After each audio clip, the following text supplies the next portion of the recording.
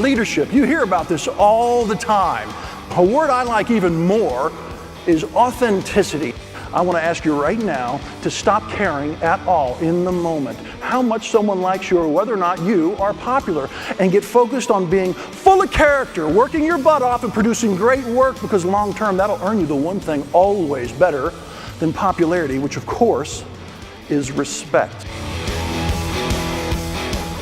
It's not just about you, it's about everyone else. You can give it all you want, letting your wall down just a little bit, but you've got to make them feel comfortable doing it as well. And the way you do that is to notice the unique nature of who they are as an individual and as a professional, so they can see that you see the uniqueness that is them. I like to say it this way: sometimes leaders, tech people, functional specialists, you've got to realize the obvious. At least it's obvious to me. You are very often standing perched on a pedestal on high. Look at me, look at me. I know a lot of stuff. See the promotion? Lots of knowledge. Ask me a question, I will tell you the answer. And I love reminding people of the obvious because it eludes us every day.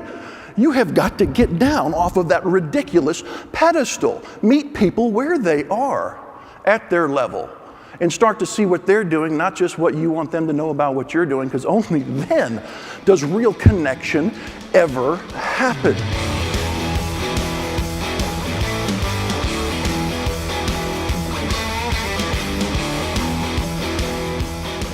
Man, we love to act. We put on a show every day when we show up at work. We manage impressions. We try to act like a good professional. Hear me carefully.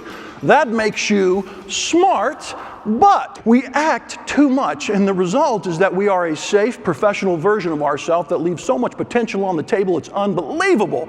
I want you to start thinking deeper. I want you to start thinking about authenticity and how to relate to people in your professional life a little more realistically.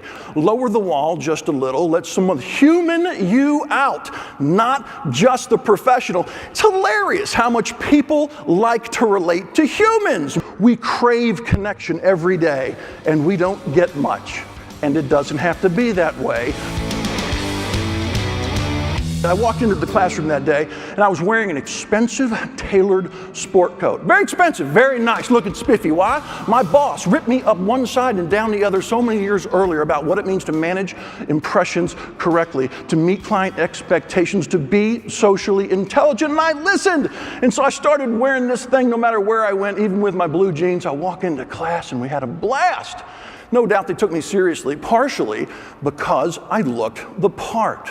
But if you've got friends from back in high school, you cannot posture in front of them.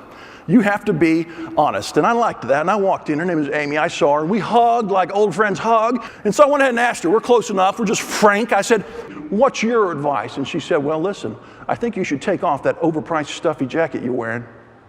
Intentionally roll up your sleeves and show your ink." And I thought that sounded a little ridiculous and scary given what I knew about corporate America. And I told her that, and she said, no, listen, this will work. And I said, why? She goes, don't ever forget this. Don't ever forget this. People like real. And here's the thing. It's a reciprocal process with others, which means you got to get a little more real if you want others to loosen up, do the same, so you can build trust and make candid conversations happen, which is always the foundation of innovation, authenticity.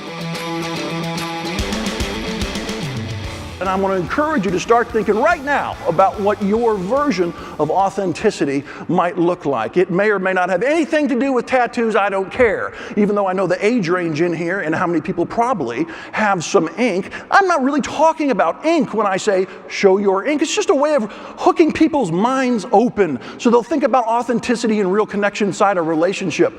But I will ask, because I'm curious, how many people have at least one tattoo? Look at that, room full of heathens, okay.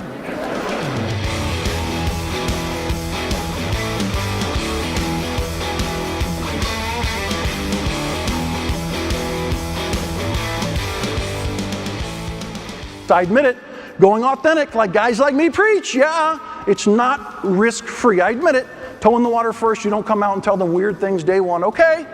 But you've got to put that toe in the water, and because risks are present, I want to remind you about something profound that too many people have forgotten about because we're so busy every day. Glass half full, silver lining, that is not pop psychology. That is great science that you should cling to, because if you're going to bring others with you on this journey, man, you're going to have to find a few silver linings to share with them, because things don't always go your way. My dad taught me that. My dad. You got to learn to get over yourself. That's what it means to get off of that pedestal. Now, I don't know what it is that you're not seeing. I'll guarantee you it's there.